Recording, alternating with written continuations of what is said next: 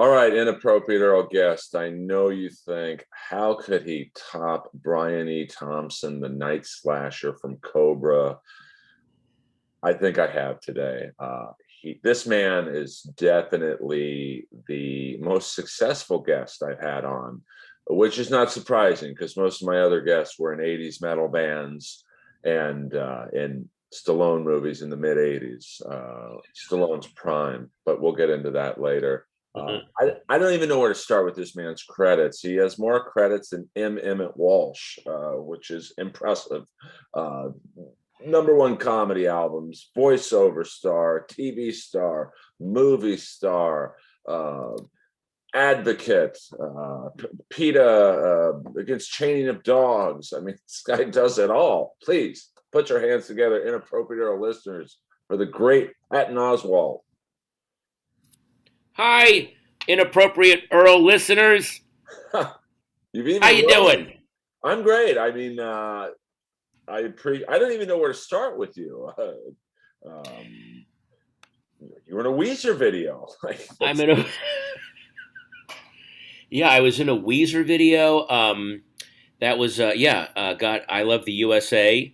It's weird. I'm calling you from. This is actually this is actually appropriate on the Inappropriate Earl show because I'm calling you from a hotel room, the DoubleTree in Irvine. I'm on the road. I'm starting to do sets to get my new hour together. So I'm sure this background is very this kind of setting, this furniture and this the whole decor is very familiar to you as a touring comic. well, I don't think you and I play the same venues. So Well, I mean, I'm at the Irvine Improv. It doesn't matter the venue you play. There aren't different hotels for different levels of show business. Eventually, everyone has to stay in the same hotel on some level or another. which is the amazing thing. I mean, you could Yeah. stay in a four-season suite, all the trappings of your success, but you are staying in a hotel. Nothing against it. That is a road comics hotel, I guess. Oh yeah. I actually kind of dig road comic hotels because I can get a lot of writing done because there just isn't anything really visually there to take your attention away. Like sometimes when I'm home and I see all my stuff, I will tend to get distracted or go down little rabbit holes. But in a room that's as blank as this, you just sort of focus on whatever it is you're working on, whatever it is you're writing. So I dig hotels like this. This is a good place to come and write. See, I'm the opposite. I get so bored in a hotel like that that I'll turn on a TV and I'm a big news junkie and I'll just Mm-hmm. fall down the Fox News and MSNBC rabbit holes because I'm Mm-hmm. fascinated by how much those two networks hate each other. Uh, Yeah, and it's also amazing how they're both equally designed to keep you watching. Like in other words, everyone on those channels could be a good journalist if they did a weekly show. But the fact that they have to do a nightly show means they have to keep drumming up interest, and I think that's what is making the news so bad. Is it's why like John Oliver's show is actually kind of useful because he just works for a week on one thing, whereas someone like a Maddow or a Hannity, they've got to keep you tuning in every night. Like, oh, and they have to make the world seem way crazier than it is. But it's also weirdly addictive and comforting to see that the world is horrible because then you can justify, well, it's good that I'm just staying inside and not doing anything because everything's on fire out there. well, I liken it to almost pro wrestling, which I'm a big fan of still. I mean, we're the same age. I'm actually, I think, 5 months older than you. So Whoa! I should have followed your work habits a little better. But it's I watch Maddow and she's anti Hannity, blah blah blah, and then Hmm. Hannity's anti Maddow, and Right. I don't know if I should be as entertained as I am watching it. I feel bad, and then I watch CNN out of pity almost, just because no one watches them. Yeah. Do you feel? I always have this. This is me being paranoid. I always feel like after hours there's some cable news journalist bar where Hannity and Maddow and O'Donnell and everyone just gets together and they just like, so what are you going to be talking about tomorrow? Well, I'm going to say that you guys are a bunch of neo-fascists. Okay, yeah, then I'll counter with it's the same. If you watch that documentary off on the mat, they show the wrestlers like talking backstage, like, "Well, I'm going to come at you with the elbow. Okay, yeah, that's good. I'll go back." Like sometimes it feels like it's a little mapped out. Yeah, no, I'm a big hockey fan, and I know that most of the tough guys, the fighters, of course, there's not that many anymore because Hmm. that part of the game, I think, was frowned upon by the league. um, to have these one-dimensional gorillas just out there to pick a fight, but Yeah, all those guys were friends off the ice. So, yeah. and the bad guys and the good guys in wrestling, I think same thing. Most are friends. So I do often wonder if Hannity and Maddow are dating, even though I know yeah, there's just such a sexual tension between those two, and I know that she's into girls, and I don't know what Hannity's into. I don't want to know, I but don't know. I can't imagine like Hannity looks like such a badly drawn cartoon of a handsome guy. Like it's like if you were drawing a handsome guy, but on like a children's menu at Shoney's. So you would amplify everything so that it actually looks kind of gross. That's what he looks like. he looks like a very young Vince Mc, or not very, but a younger version of Vince McMahon. Who does not work out because Right. all the lines are like soft and kind of you know kind of rubbed raw and just ugh, oh god, it's such a bummer. Do you now? I don't follow wrestling as much as other people, but in the wrestling world, is it more profitable to be a villain than to be a good guy? Like what do you if you wanted to have a wrestling career, do you try to angle to be a villain or what? I think I personally would, but yeah, I think it depends on who you are. I think good guys get a shorter shelf life because Mm-hmm. you get bored of them. Um, Oh, okay. like a John Cena. Now we're doing a deep dive into pro wrestling, which was not my intention. As you can see, Patton, I don't plan questions. I just let it roll. Um, Dude, this is I like talking like this is what comedians on the road are like. You have 4 hours in between when you're driving and you just let yourself let's see where this conversation goes. It's actually kind of fascinating, you know? Well, I just figure with someone like you, and I'm not trying to kiss your ass, but I mean, the reality is, they call me Honest Earl. You've done a lot. I'm sure you're sick of answering the same questions. Okay, tell us about what it was like on Seinfeld, or So I try and humanize people, Oh. and so here we are talking about pro wrestling villains. I was fascinated by wrestling as a child because I thought it was real. I mean, Yeah. I think people. Well, I've said this before. It's scripted, but it's scripted mayhem. In other words, when they write into the script that you're going to fall 40 feet onto a table full of light bulbs, yes, they know they're going to do that, but they do have to do it. Like the damage you see them taking is very, very real. So it's like watching a Jackie Chan film where you're like, you could argue, well, Jackie Chan isn't real. Well, it's scripted, but he is doing all that stuff. He's almost dying constantly. Like that's I think part of the adrenaline thrill. And it feels like it's part of the adrenaline thrill for the guys that do it. I think that there are certain people, astronauts and heart surgeons, that they need to operate at a certain level of adrenaline spike in order to be calm in their daily lives. And that's people are drawn to that. And it's actually kind of interesting when you see that. It's a very fine line between being a psychopath and being an adrenaline junkie. It just depends on where you aim it. Well, and it's also I liken it to stand-up comedy. It's like the stand-up comics lifestyle, but with working out. Oh my god, it is. It's stand-up comic hours, but with way more working out.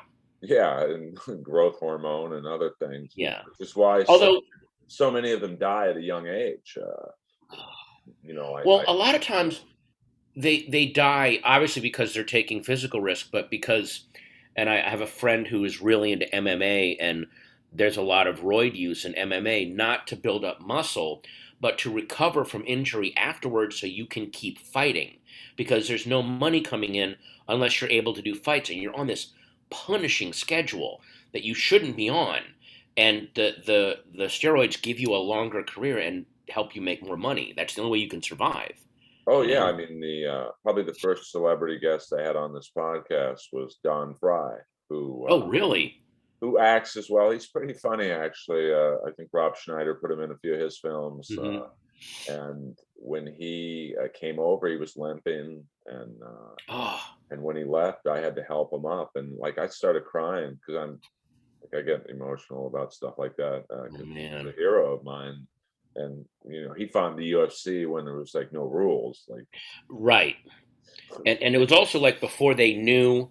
I mean, again, I still think I would assume that steroids are still dangerous, but they're used in maybe a slightly smarter way now than they were back then. I mean, back then it feels like they were all making it up as they went along, so there was a lot of damage from those early. It's like when you talk to early, those interviews with early football players when they didn't have the protective. It's still horrible what happens to football players now. There's no way to protect against that, but really, like the brutality of it must have been unimaginable. oh, I mean, I'm a Pittsburgh Steeler fan, just because my father was friends with the owner, and so every year we'd get a game used Super Bowl ball that they would, autograph by the whole, Wow. and I would play with it. Like those balls got to be worth 100 grand each right now, but lost them all. But I can't imagine the steroids that those guys. I think you're right. They were very. Well, what's this? Let's just take it. And, Yeah. Look, if it'll stop my pain so I can play tomorrow, I'll take this. I think it literally just came down to that. Like, let's just get me through each day. Did you see that documentary about Larry Bird and Magic Johnson, where near the end of Larry Bird's career, they had to bring in like a chiropractor just to basically get his back, like back in place before each game. He had so racked his spine out because he would just play like it was always his last game, and they would show these huge like attempts at saves. You would crash on the ground and slide like it was just insane. I can't imagine what I play a little bit of hockey just to have. I have to have one. I don't know about you, but I have to have one non-comedy thing I do to Oh yeah, uh, oh yeah, keep me from being insane. I mean, this business. right.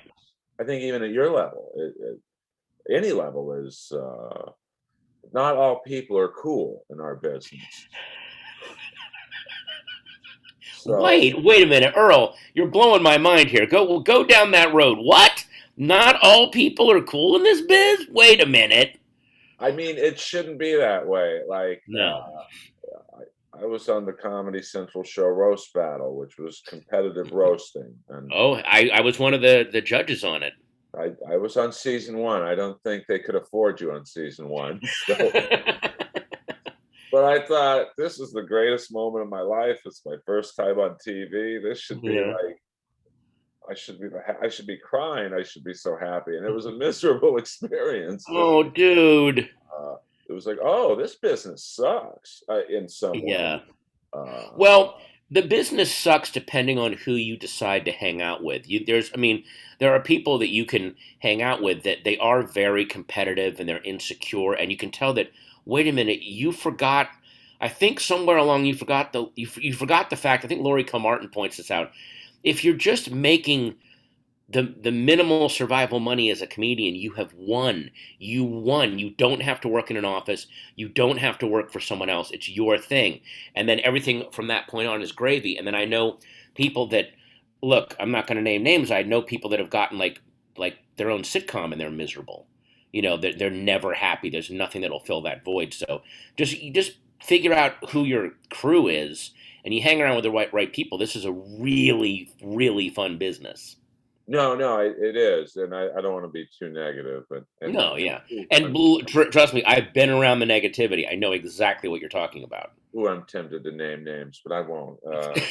You Well, might be I you mean, might be 'cause friends I'm with not, them. I don't want to say it in a hateful way. I feel like bad. I actually feel bad for them because like you are actually talented and you're so miserable. Shouldn't you be happy that you get to do this? This is Yeah, awesome. Like why aren't you happy? that's how I operate. But Yeah. I've met some cool people too, and like you've been amazing to me. I'm sure it was weird to get a an interview request from some guy you've never met before. Hey, come over to my house. You That know, could have been that could have been a classic me walking in like Joe Pesci at the end of Goodfellas. I'm like, yeah. there's no recording equipment. I'm like, oh no, bang. So yeah, God knows what it was going to be. And this is pre-pandemic. I asked you, and I'm sure like, I know. God, it took so long. My schedule's so nuts. but that's great. But that's why I know you're like you did this. Like, okay, he's got to be a good guy. Like, I'm not going to lie to you. I get told no a lot. Oh man. It's all good. John Saxon from Enter the Dragon told me I don't have the time. I'm like, you haven't been in anything since Nightmare on Elm Street. John. Oh man. Which was one of my favorite is one of my favorite movies, Enter the Dragon. So Yeah. and he was the coolest guy in that movie, and then that kind of. But then the bad guy from Cobra said yes. So there you go. It's weird that I did a thing with that actor Adrian Pasdar, who was he's been in everything. He was in Heroes and Prophet back in the day, and he said when he first moved to L.A., he had this really surreal moment. He moved into the apartment that they shot inside for the movie Cobra. He was living in that apartment that Stallone is living Right. in that movie, and he said one night he was out. He was either working late or something, and it was like 2 in the morning, and he came home, and he had the TV on, but he was like lying on the couch, like half awake and half asleep. And the way he was lying, he was looking at his front door at the same angle in the scene of Cobra when Stallone comes in. And that movie was on TV. So he's half awake, kind of dreaming, and on TV he sees his apartment and he's looking at the same thing he's looking at in real life. And then on the TV, Stallone comes in, which he then, in his mind, Stallone was actually coming into his apartment, and he was like freaking. He goes, it was one of the most surreal moments I've ever had in my life, where the inside that he lived in that apartment for a while. That was the greatest product placement movie ever, where the big Oh Pepsi sign, and then in the man, supermarket scene where he kills the bad guy, he drinks a Coors Light, but then and then there's a Pepsi machine behind the court. I mean, but it was the mid '80s, like you know, mid '80s. That's how you have to. That's how you made movies. I just love the fact, and I will never get over the fact that there's the famous mistake when he rips the guy's shirt and you see his mic taped to his chest. His right. lavalier mic is taped to his chest. But then they cut to another angle, which means they did a different setup, and the shirt is still open, and the mic is still there. So they somehow didn't catch that his mic is taped to his chest through a different setup. Like you think they would go, "Oh, hey, let's move your mic." They just didn't do it. That's just Well, that is it's such an aggressive mistake to make.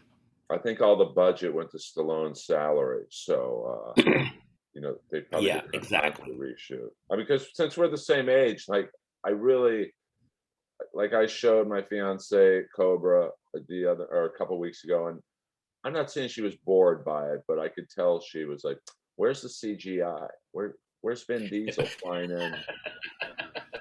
Like, where are the wacky car?" I mean, even though there's a great car chase in that movie, uh, Right. I think kids today are bored by it. The action The movies kids are not. today.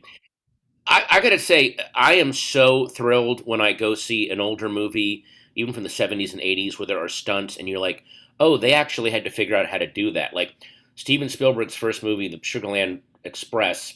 It's a fun chase movie with Goldie Hawn and William Atherton. But there's a scene at the end where there's a crash and there's a news guy on top of a van, and a car hits the van, and this dude, it's a stuntman, obviously, but he's on top of a van, and a car smashes into this thing, and this dude goes flying, and there's no way you're watching it going, well, that guy broke a leg or some. There's no way he didn't get hurt, and that's what they just filmed it.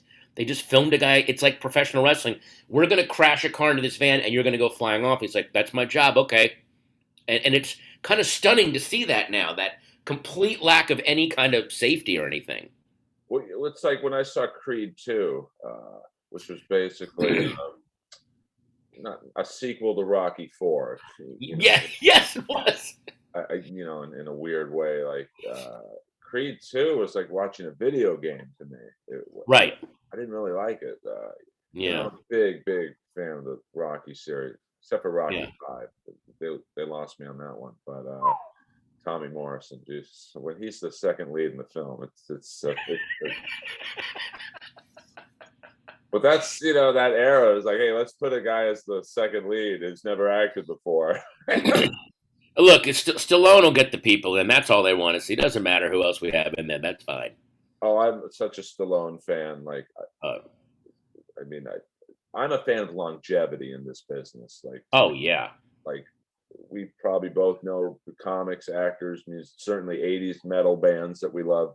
One album and done. Oh yeah. There's that actor. The, they needed a new Stallone, a new Schwarzenegger, a new Van Damme, so they gave that karate expert Jeff Speakman the movie and the perfect That's time. right.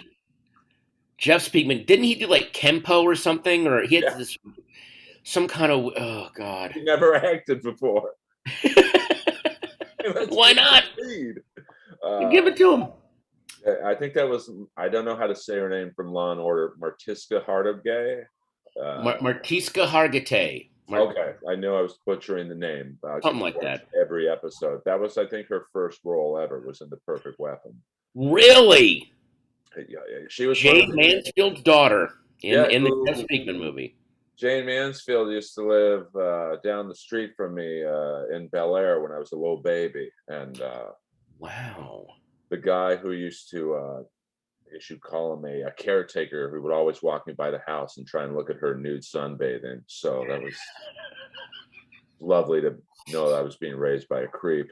But There you go.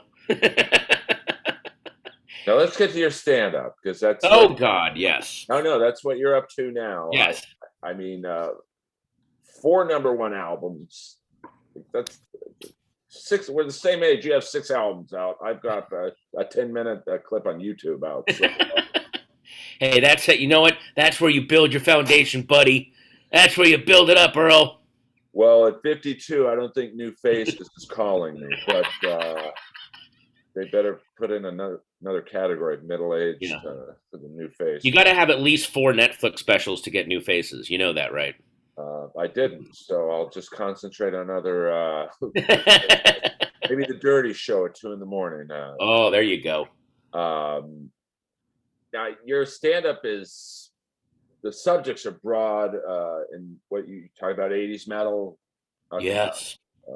What got you into? I mean, we grew up in that era, but were you just attracted to the same things I was? Just the entertainment value of the music.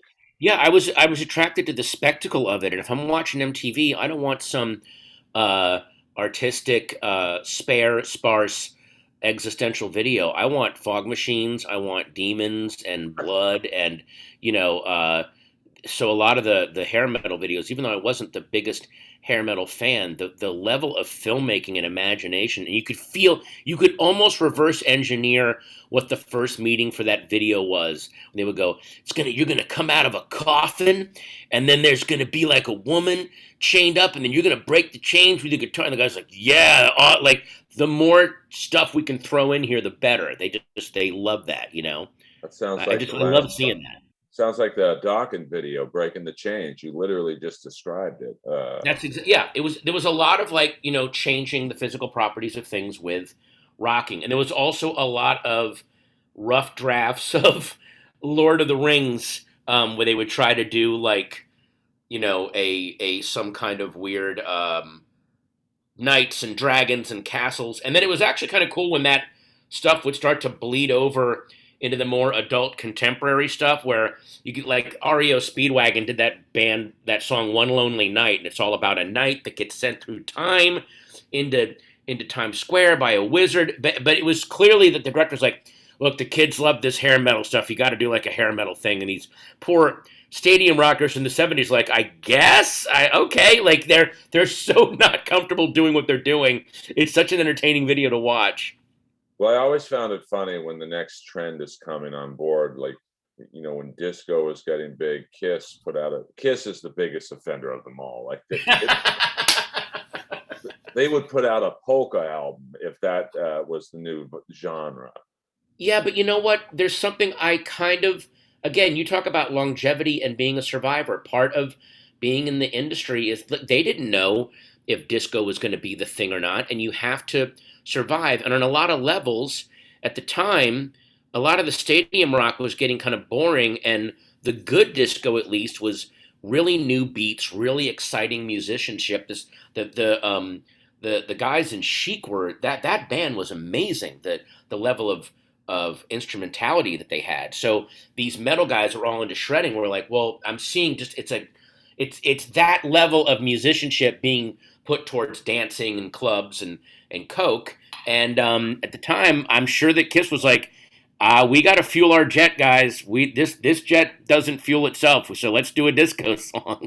You know? Funny you mentioned Chic. I'm a big fan of their drummer Tony Thompson, Oh man, amazing! who was going to be the drummer in the Led Zeppelin reunion. So he was very versatile.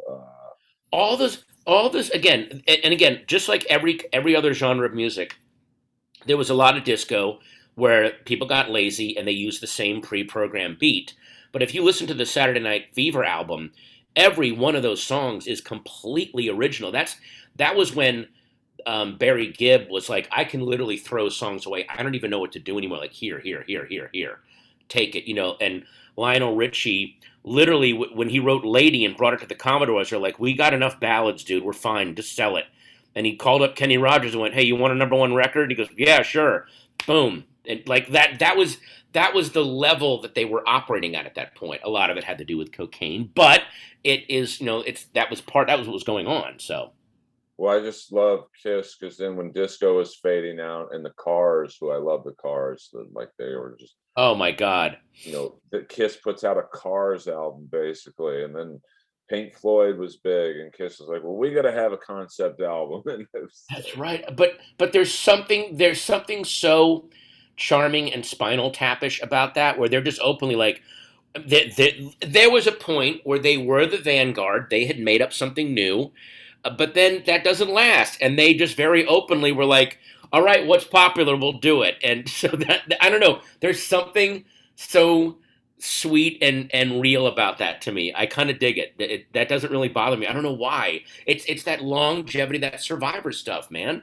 I oh, don't I love know. it. I mean, even in '94 when grunge was at its ultimate peak, Kiss put out a grunge album. Like, Of course they did. and no, it was called Carnival of Souls, and it was when I first heard it. I remember only I have this memory that the lead single was a song called Jungle, and I'm like, this is a great Stone Temple Pilots song, and my buddy was like, this is Kiss. I'm like, oh, they are out of control.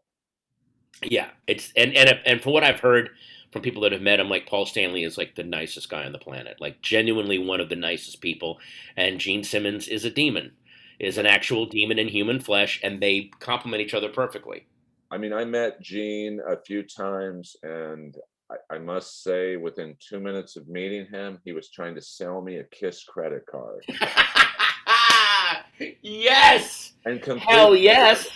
He's like, hey Earl, you look like the because I had a nice leather jacket on or something. He's like, Hmm. hey, you should buy your next leather jacket with one of these. And I'm like, God, I mean, but again, there's something, and his son is amazing. His son, Nick, Nick, is so cool. Did you see that?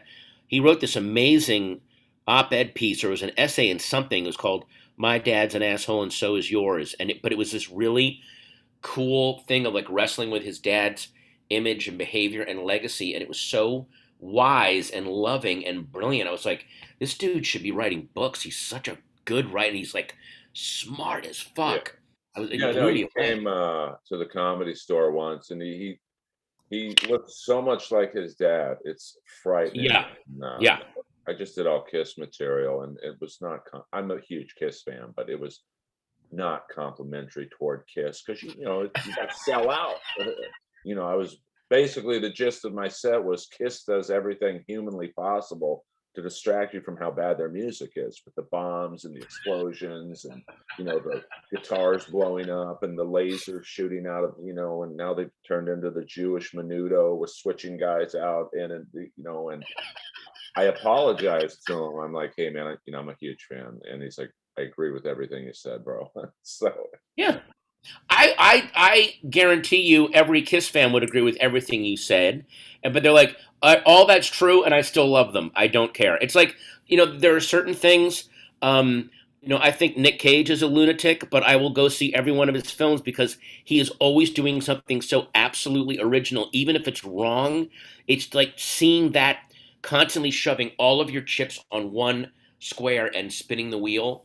To do that for that length of time that he has in his career is astounding. Is Oh, yeah, you're astounding. absolutely right. I mean, Nick Cage is probably like the Kiss of actors. Like, Oh my God, that's a great the kiss of actors. no, I mean, and that's a compliment. Like, It is. That's it's absolutely a compliment. I remember his first film, Valley Girl, which, Oh God, if you so were good. a child of the '80s, it's the quintessential teen angst film. And by the way, the lead in Way better than, way better and more accurate than anything John Hughes ever did. And I like John Hughes, but Valley Girl it really nails what it's like to be a teenager and the giving into like peer pressure and stuff like that. And I really love the scene with Colleen Camp and Frederick Forrest. They're these older hippies that run the health food store, and they're having this existential crisis because their daughter's out too late, and they're realizing, oh no, we're becoming the parents who want like, no, we're not. We're supposed to be the rebel. That was such an amazing scene. I just remember she's rubbing Frederick Forrest's shoulders, and he's like, "Hi," and he's like, "Hey, what is this, Bangkok? I don't need a massage." It's just like, I went to high Yeah. school out in the valley, so that I got the valley. That some of the Oh yeah. references from people who like lived in Virginia or back east, they might not have gotten the nuances of the No. valley speak. But yeah, I love that movie, and I will say the one John Hughes movie I love, and it's probably his least successful movie, was Some Kind of Wonderful, which was Yeah. it just didn't do as well for whatever reason. Maybe people listening Right. to that, like we get it, teenagers have problems, but if you grew up in the mid to late '80s, I think they really nailed the characters in terms of like Yeah. Craig Sheffer is like someone who I'll always go, why wasn't this guy bigger? Like he was a Yeah. Yeah. So good. Well, Some Kind of Wonderful to me felt like an apology for Pretty in Pink, right. where he was like, I'm sorry that she didn't end up with Ducky. Here's the one I wanted to do. But the problem with Some Kind of Wonderful is it's that it's that teen dilemma that you and I can totally relate to. I have to choose between this scorchingly hot girl and this other scorchingly hot girl. Like it's this thing of like, I want to be with Leah Thompson. You can't. You'll have to be with Mary Elizabeth. Oh, you know what? Perfect. Like the girl that he ends up with is stunning. Like is so gorgeous. You're like, I don't. What is the conflict here? Oh, she is beautiful. I've seen her. I think she's done a few Law and Orders and stuff like that. And it's like you instantly know, oh my God, that's Sticks from Some Kind of Wonderful. Like, Exactly. Mary Stuart Masterson. She was so and still is so gorgeous, and Leah Thompson was gorgeous. And like the thing with John Cryer, who was also very handsome, but he was goofy, and it's like, oh no, it's his personality that makes him attractive. Do right. you know what I mean? And so that's what she's got to decide between, and that's why I think the end of Pretty in Pink is so unsatisfying. Like what he looks over at the blonde girl, just looks at him and goes, "Hey," and then okay, what the like John Hughes literally just throws a blonde girl at him at the end, like, "Sorry about that. Here's a hot blonde." Right. Well, it was the '80s. So It was the '80s. I mean the And '80s. it's also this you see young Andrew Dice Clay who despite what he went through as a comedian, he was always and still is an amazing actor. Oh, I think that became I knew him as the guy from Crime Story, the Michael Mann. wow, he was great in that. So when I saw him at the Wiltern, I think around '88, Mhm. like I didn't know who he was as a comic. I was like, oh my God, that's Max Goldman from Crime Story. And Right, right. people were like, what the hell are you talking about? Because Yeah. Crime Story is probably my favorite. I'm a big Miami Vice man. Uh, Mm-hmm. so and Crime Story was like, I guess you'd say the bastard son of Miami Vice. Because it was his Michael Mann's next project, and I think it was just too expensive to make because it was a period piece. Yeah.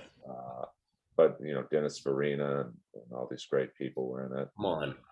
Little Runaway for the theme. Come on, man. Oh, I mean, finally got Del Shannon some cash 20 years. A Uh, little too late, but they tried. I mean, I'm sure he got screwed over in the original.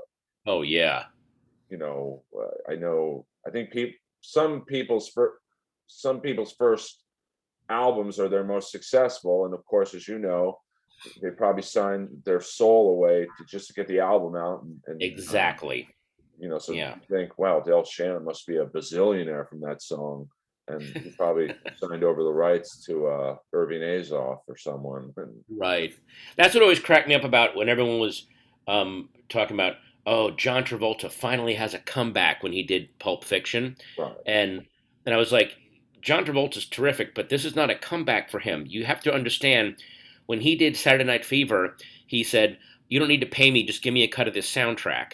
And when he did Grease, he went, "You don't need to pay me, give me a cut of this soundtrack." So the dude's been a billionaire for years. Like he just did that as a lark. So it was a comeback in terms as an actor, but he could never act again, and he has more money than he'll ever be able to spend.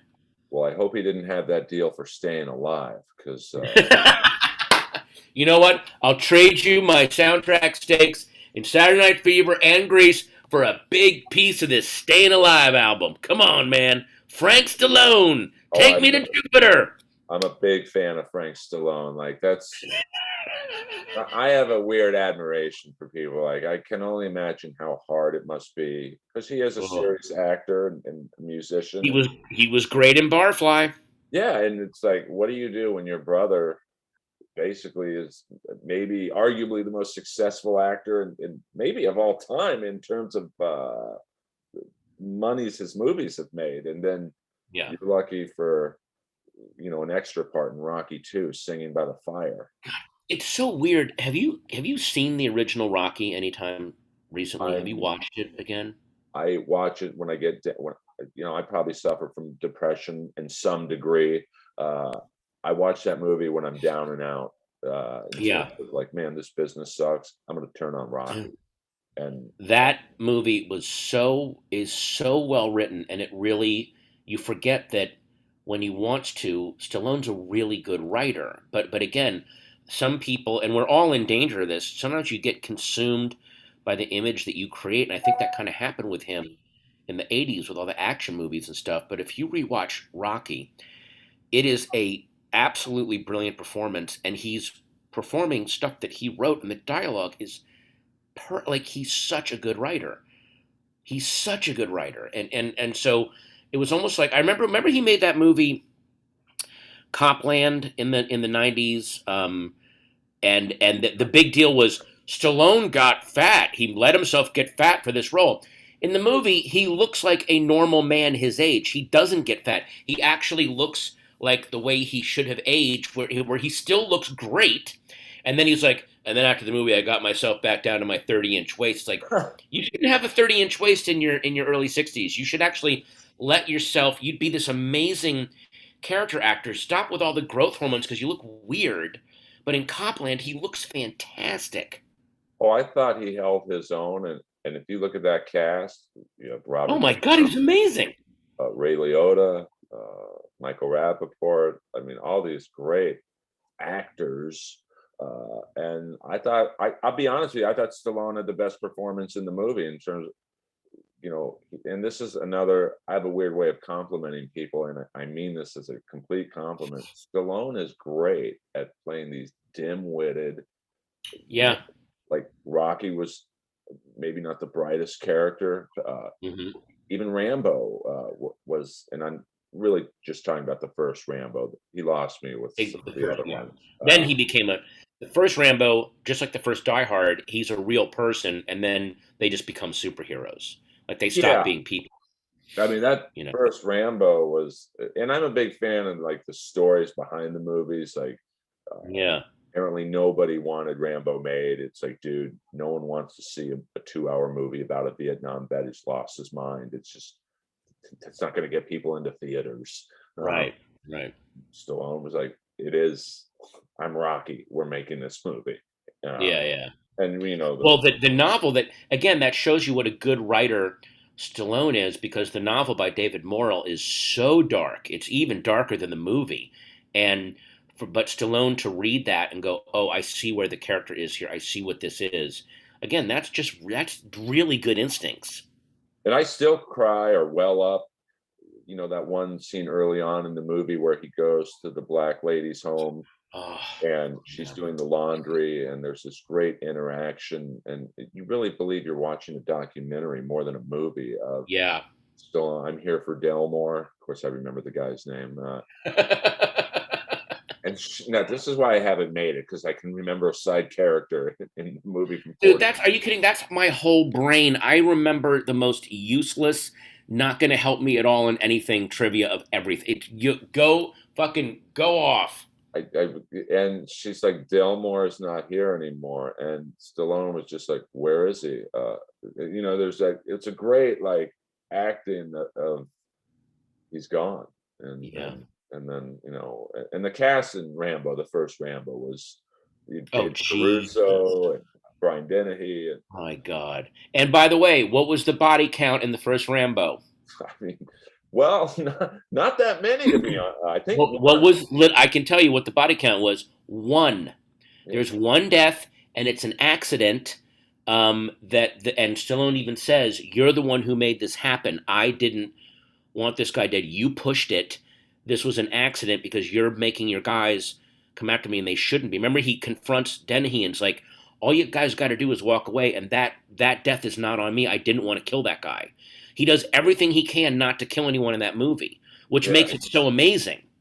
But Because what makes it more tense is when you have a character that like I can kill anyone I want, and right. then he's trying not to. That actually ratchet up the tension. You're like, oh my god, this is amazing.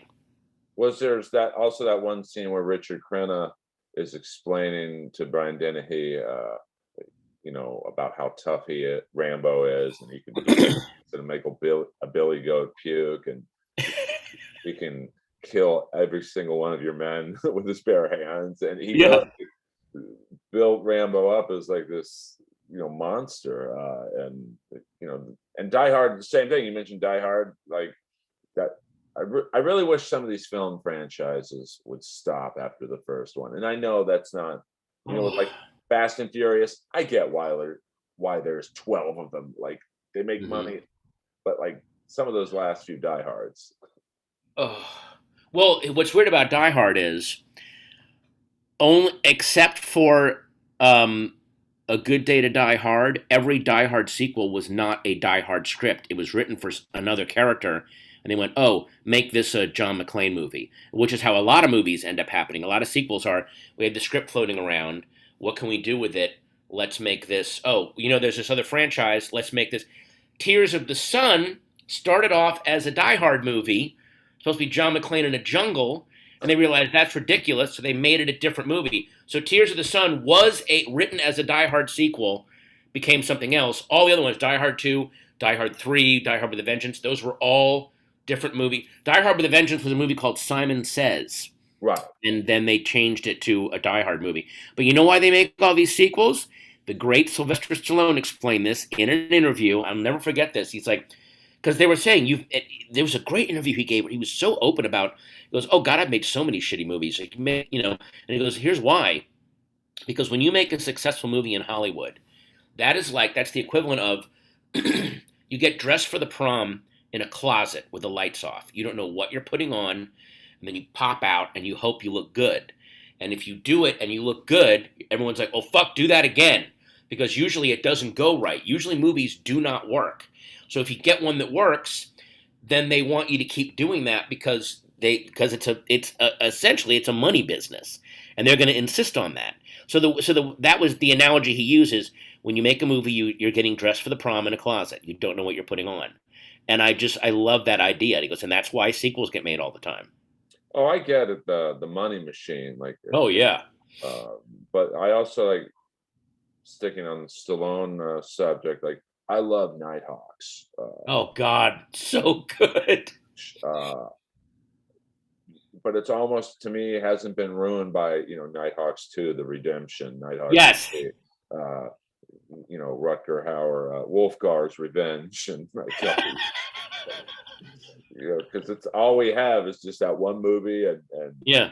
um, after reading Rutger Hauer's biography, I guess he hated Stallone, so it showed on Oh his no. Well, apparently in the once again, file this under useless information, Hmm. and I'm an idiot because I always thought films were shot in sequence. So I thought, oh, I really, I'm embarrassed to tell you that, but for the longest time, I thought they started with the first scene and then just went. Oh my God, that's a rare thing that it happens, but very rarely. So in Nighthawks, the first scene they filmed was the final scene where Stallone in drag, which was quite the sight. He was ahead of his time. Come on, man. He kills Rutger Hauer when he Oh breaks in yeah, the house, and yeah. apparently, when he shot Rutger Hauer, there was I guess a cable that was going to pull Rutger Hauer back. So it Hmm. looked like he actually got shot, and Oh yeah, yeah. the tension level on this was supposed to be at a 2 or a 3, and Oh, Stallone says right before they shot the scene to the stunt guy, "Hey, crank it to 10." And so if you watch the, that scene, it really does look like Rutger Hauer got shot because his the surprise on his face was like, "Hey, man, it's supposed to be right. 2." So I Yeah, guess the rest of the film, Rutger Hauer was like, "I'm going to outrun him in every chase scene. I'm going to upstage him in any way I can because I'm younger and faster, and I don't know, yeah. more in shape." But so it almost worked in the film because you could tell there's a tension between them, and Well, good. so Yeah, I mean, look, young Rutger Hauer was ridiculously good looking, like almost cartoonishly good looking. yes. So he was clearly using that, and that kind of yeah. If you add that kind of tension to something, it also ratchets the movie where you're like, how is Stallone going to get one over on this guy? Like that also makes it when the villain. That's why Day of the Jackal's so amazing. Like, how is this dumpy French inspector dude going to stop the Jackal, who is sleek and knows hand to hand and is 8 steps ahead of everyone? You're like, there's no way this guy's gonna, and then he does, and it just ratchets up the tension. No, I love those mid '80s. We sound old talking about how good films were back in the day, but I liked a good story. Whatever happened to Catherine Hepburn? but it's like if you look at Die Hard, and we're going to get into your big stand-up tour. Just the last thing we'll talk about, Okay, good. '80s wise. Some of those guys, the bad guys, weren't even actors. Like Alexander Goodenough was a ballet star, I know. but he was great as Carl. He was awesome. And the other guys were just models. This Yeah. guy looks the part. And then Alan Rickman was just like maybe the greatest bad guy. Oh my God. And you That did, whole the whole sequence where he tricks McClane into acting like I'm Bill Clay and he does yeah, the American accent. That wasn't in the script. He would do an American accent like during lunch and between breaks. And like, oh my God, let's write a scene where he meets him, then he tricks him. They wanted to use that what he was right, doing, so that was added last minute, and it's one of the best scenes in the movie because you're just sitting there. It's the Hitchcock thing: show the audience the bomb, and right. then let the characters walk. You're like, what? He's right there! Like, oh my God, it's so good. Of course, I will admit my favorite Die Hard character is Ellis, the cocaine. Hart Bochner, a terrific actor. I don't know why it never happened for him. He's also a director. He was really great in a movie called Apartment Zero. Yes. Oh my God, is he good in that? And speaking of Leah Thompson earlier, Hart there was a loose sequel, I think, in 1984 to Fast Times at Ridgemont High called The The Wildlife, Wildlife. Yep. which I would have thought would have done a lot better just because it was Yeah. basically the same. Instead of Sean Penn, you had Chris Penn. Uh huh. Art And Bochner has the horny cop, exactly. and a very, this is something not a lot of people know, but has the strip club bouncer was Kevin Peter Hall, who most people might be like, who the hell is that? The actual predator. So Yep. I don't mean Harvey Weinstein. I mean the predator. Well, if you watch the original Fast Times at Ridgemont High, my friend comedian Doug Benson is one of the high schoolers in the background in the mall scene. He's hanging out. Really, I didn't There he see. is. That's why There we he do it. is. Yeah, Um, exactly. They're all there. So and a very young Nicolas Cage. very who at the time Nicholas Coppola. standing in line, I think, for Standing in buy-ups. line, working Right. the burger thing. Yes. All right. Now I know we have just a few minutes. Okay, really quick. Sorry. No, no, This not is really. great. I love this, man. Just yakking about movies. I love it. I was so scared. I'm not gonna lie. About 5 minutes before, I'm like, Jesus Christ, where do I start with this? I mean, like this guy's done a lot. Most of my guests, there's about three things we could talk about. So you're getting back into stand-up full time. Yes. You have a huge tour that starts off September 10th and goes well into next year. Yeah. How do you go about formulating a new hour? Because you could just cheat. I mean, you could just do a greatest hits package, and people would be satisfied with that. You're not doing that. I'm going to drop a name right now. Please Years do. ago, I was talking to Chris Rock, and he said, if you put out a special or an album, and then when you go on tour after it comes out, and you do that special or album, the audience will be very happy, but they'll never come see you again because they'll go, that's what he does. If you put out a special or an album, and then you go tour on that, and you do all new material, they are your fans for life. Right. So I always want to do a completely brand new hour. I never want to do a best of.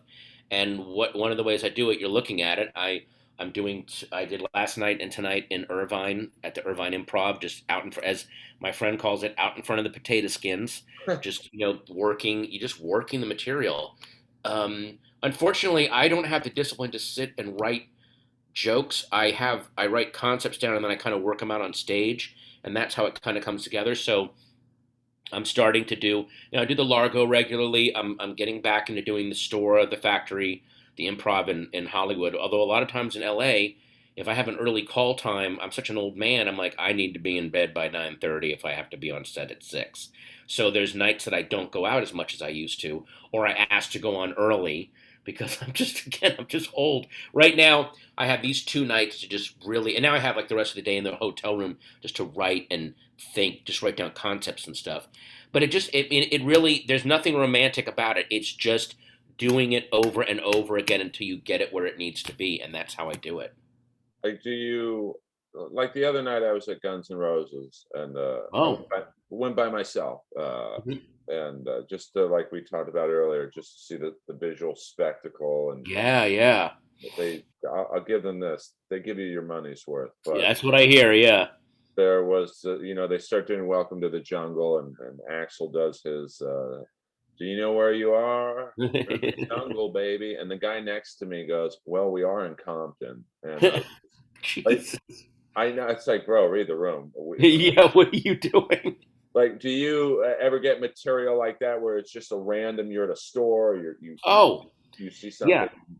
And as a comedian what that's like when you're like, oh, I just got handed something. Like that, there we go. I just got a bit handed to me. That's happened where someone will say something, or you'll just see an event go down, and you're like, either I can describe this event and it's funny as it is, or I can use it to expand on other things about humanity or about life when that happens. So yeah, I mean, I think one of the reasons I just did a showcase for just for laughs for the CW was me and a bunch of comedians, and beforehand in the week leading up, they're like, "Could you not talk about the quarantine and COVID and like just And every comedian went up there and talked because they're like, "What do they think we've been doing this last year and a half? We're not going to talk about our splendiferous, parasailing adventures. We've been inside going crazy. That's all we had to talk about.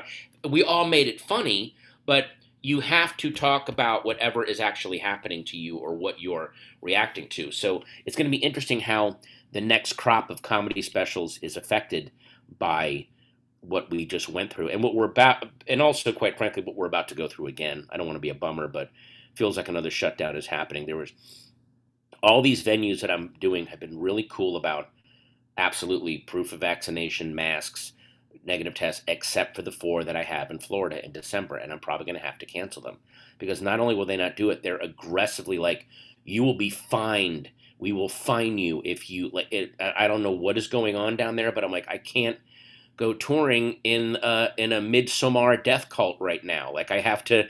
I'm going to have to, and I love Florida. I love doing Florida, and I'm going to have to lose 4 of my dates because of it. Well, I'll pick them up if you want me to ride the boat. You want to go down into the plague pits? Go right ahead. Hey, at 52, I got nothing to lose. So, um, do you find playing theaters like Largo's a smaller venue, it's a legendary venue, and even like the clubs in LA aren't gigantic. I mean, the Comedy Store is a big room, the main room specifically. Do you Yeah, yeah. deliver the jokes differently if you're say doing it at Largo, or like September 10th you'll be at the Chevalier Theater? Do you make adjustments to the size of the room? Yeah, I mean, you do have to. I don't want to say embiggen yourself, but there's more of a like this. The next special that I shoot, I want to do it in a very small venue. I was looking at my specials, and a lot of them, I'm like in this stance, like kind of, sending it up into the rafters. And some of my best sets happen in these tiny. My set last night at the Irvine Improv was so loose and intimate and like real, like actually looking at people and talking with them. It felt like so immediate, and I want to try to find a way to capture that. Some people have, but really, really capture that on film, in a special. So, um, but yeah, you have to, and that happens with bands too. I remember seeing um, the Yeah Yeah Yeahs when they were at the Greek Theater, and they were opening for the White Stripes. And they had just broken through. They hadn't made the adjustment from small club band that destroys a small club to now I'm in the Greek Theater. They hadn't. I mean, I've heard since then they have made that leap, but it was interesting to see that transition of like, oh no, you got to project it out more. You can't send it down into the front row and then have it seep to the room that way. It's Right. just a different energy. It's a different delivery system. Well, do you find, last question, and before Okay. I ask you this, first of all, thank you very much for doing this. Dude, thanks for this was great. We're just talk about action movies for 2 hours. It was awesome. Oh, we have I got to come back. We'll talk about more stuff. so we'll do a live podcast where we break down the script of Cobra, which was, and I know you know this, the Hmm. original script of Beverly Hills Cop. And Yep. And he was doing Beverly Hills Cop. He wanted to add all this crazy violence. And they went, no. So then he went, fine. And he took it and made Cobra. And yeah, you mentioned that in one of your messages to me. I've heard this too. There's like a whole other 1 hour sequence of the biker gang just decimating that town. And it's like this one of those violent sequences put to film, and they cut all of it out. yes, there, you think, I know a lot of celebrities such as yourself and Rob Schneider and other people of that ilk. You'd think I'd say, hey, can you help get me on Conan, or can you help get me on maybe a showcase for JFL? I've literally asked every celebrity I know, not for any help in that regard. I want that 3 hour cut of Cobra. I don't Yeah. care Hey, who has to make it dude, I happen. want it too. I want it. Someone put that out. Criterion, put it out. I mean, Canon Films, let's get Golden Globus Oh if they're my still god. alive, and make it happen. Um, but in regards to your stand up, because I saw this with Rob Schneider a lot, where he's been in so many iconic films and characters from SNL, and you're in that same boat of having done so many roles that you're known for. Do you find it tough sometimes in your stand up that people want to hear you do an impression, or they want to hear you like talk about the Seinfeld role, or you want to give them what they want, but you also want to do your stand up. Yeah, I mean, I want to try to do this. I mean, I'm very gentle about like I don't know when you. I've been on stage and someone was like, "Do King of Queens." I'm like, I don't know what that means. Do dialogue from the show. I don't know what to tell you. Like I just was I was a hired actor. They were great scripts to read, but I don't know what I can deliver to you right now. Give me 5 minutes, and I think you'll like my material. So I'm very lucky in that I don't really have any catchphrases that people know or what's that really. I mean, I remember Dave Chappelle walked out of a show because of that. People kept screaming, going yeah, and I'm Rick James, bitch, and he couldn't get his material out. So I'm very very fortunate that that hasn't happened to me yet. Oh, I remember the first time I ever worked with Rob. Like literally, the whole crowd was yelling, "You can do it! You can do it!" Oh God. The second show, I had to make the announcement of, "Please, nobody else can do it. Like he'll do it, but just Yeah. let him operate." First, first off, he can do it, He's and then doing it. and second off, let him do it. Yes, when he wants to. So uh, Patton, I can't thank you enough. Um, Once again, you guys listening, Who's Ready to Laugh starts September 10th at the Chevalier Theater. You'll be playing, ironically, on my birthday, September 17th, the Kennedy Center. Yes. And my aunt is Ethel Kennedy. So Oh. maybe I could open for you. No, I'm just kidding. I can't afford your airfare right now. Sorry. Believe me, I'll buy my own ticket for that gig. And I'm just Oh, so Earl, thanks for having me on. I really appreciate it, man. no, I'm going to sound sappy when I say this. I appreciate you being as nice as you are. Oh man. Um, you're just a good person. Like you could be a total dick. Pardon my language. No, you could. I mean, Wait a you're minute, I could? I didn't yeah. know. Oh shit! Oh, What am I doing? what's coming next? Patton Oswalt presents roast battle. So I appreciate you being you. You didn't have to do this interview. I know your work schedule's insane, and you probably would have rather watched Jake Tapper talk about Jake Tapper. Fox News being maniacs. But this has been really fun. I don't think I asked you one question I planned on. So That was one of the best interviews I've ever done. That was so much fun. That was so much fun, dude. and Thank you. not that you need to plug anything. I think you're doing okay. Oh. But would you like fans to follow you on Twitter or Instagram? Why not? At Patton Oswalt on both Twitter and Instagram. You'll get all the show updates, the season 4 of AP Bio coming out, all this other stuff that's on the way. You'll be the first to know. Well, you'll be the first if you check my thing every 5 minutes when I post things. And please follow Patton. He's like literally one of the good ones in this business. And Oh, hopefully he'll come back for more, as Rat would say, and we'll talk about. We'll do a table read, maybe. You've got the connections. We'll get Jeff Speakman, and we'll do a live table read of The Perfect Weapon. oh, God damn it. Well, I mean, the 3 hour script for Cobra must be out there. That I could try to track down. I'm I telling should try to you, find that. I could get Oh. Brian E. Thompson to reprise his role as the Night Slasher. We might. Maybe you could get Stallone. I don't know if you know him or not. You might do it. I don't. I've never got to meet him, but I would love to meet him. His history. And also, by the way, before we go, didn't it feel like there was a way bigger relationship between the axe guy, what was his name again, Brian, Brian E. Thompson, who and has the distinction of being the first person killed in Terminator. Uh, right? That's right.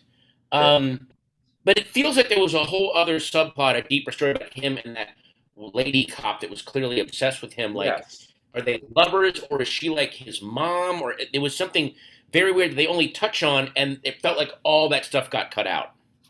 well, there's some weird. Now, I have no eye for editing, but even I picked up upon a few scenes with him where he's sharpening the knife, and then it just cuts away. Like Yeah, it just seemed like, oh, I think there was more to this scene, but apparently Stallone was like, "This is gonna be about me." He's in at the yeah, bare minimum, but he was so effective, because he's got yeah. a unique jawline. I think His face looks incredible. when he came on, he He's one of explained those to me. guys. Like, yeah, he's one of those guys where you're like, oh yeah, he'll make movies forever because look how he looks. Like he just looks great to photograph. Well, You know? he told me he had a not a skin disease, but something as a child robbed his elasticity and his collagen in his face. So Oh, that's what gave him the unique, uh, almost sunken in cheeks, uh, yeah. but still a good looking guy, like oddly. I know. I think he looks amazing. And you can currently see him in a New York State Lottery commercial. It's non-SAG, but we won't get into that industry. Okay. I'm just fascinated by someone like him who could be a big '80s villain, and then now in 2021, he's got to get a commercial. Like he's got to Why make not? it. Hey, it happens. Dude. There is no. We picked the one business where it's not the steady thing every day. The ups and downs are crazy. We chose this. You gotta embrace it. Oh, I mean, right now I would do a extra in a Mentos commercial if it was offered to me. Guys, this I is had a friend who was dating. I had a friend back in the '90s who was dating this very big actress, and she was offered $1 million for a M&M commercial, and she said, "I'm not going to be a shill for a candy company." She turned it down. That's when I knew we had to break up because I would shove a bowl of M&Ms in my ass for $500. Hey, I'd do it for 250 if that gave me.